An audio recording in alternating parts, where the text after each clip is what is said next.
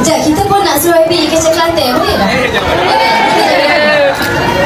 YB yang cari gawe Kelantan, saya gawe Kelantan. Kalau saya cari gawe Kelantan, orang tepi saya marah nanti.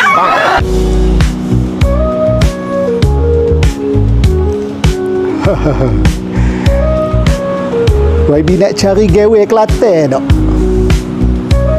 Tapi dengan spontan je Syed Saddiq jawab, sekarang kalau cari gawe Kelantan, orang tepi pula yang marah. Padan muka bela, malu dia, tersipu-sipu dia. Baru tahu, udahlah dia ketawa.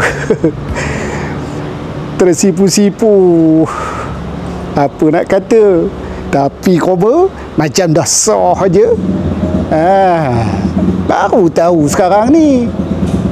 Sampai ada yang komen, mohlah kita tukar planet, tak payahlah duduk dekat bumi dah, tinggalkan demo je lah dekat bumi ni.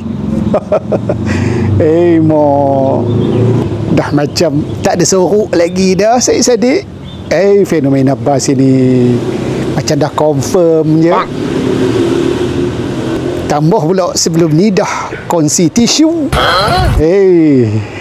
Macam-macam demo ni.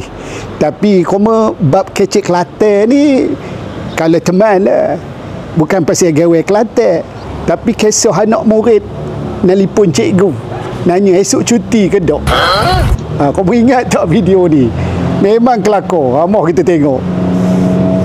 Assalamualaikum cikgu. Waalaikumsalam. Ada apa tu? Esok kalau ada cikgu. Oh, esok cuti. Esok kalau ada cikgu. Cuti.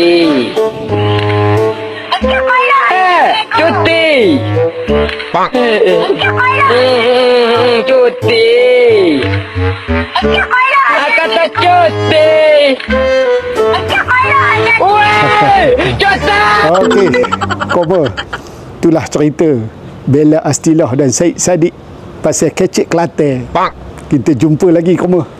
Lepas ni banyak lagi kisah demo ni.